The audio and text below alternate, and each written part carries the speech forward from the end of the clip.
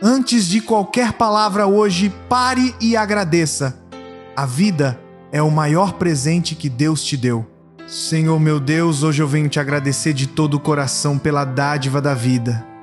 Obrigado por cada batida do meu coração, por cada amanhecer, por cada novo fôlego que me concede. Mesmo nos dias difíceis, sei que o Senhor está comigo, guiando meus passos e me sustentando com teu amor. Obrigado pelas pessoas que colocaste no meu caminho, pela família, pelos sonhos, pelas vitórias e até pelas lutas que me tornaram mais forte.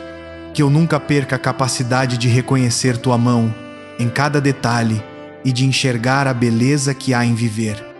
Hoje eu apenas quero te dizer: obrigado, Senhor, por tudo.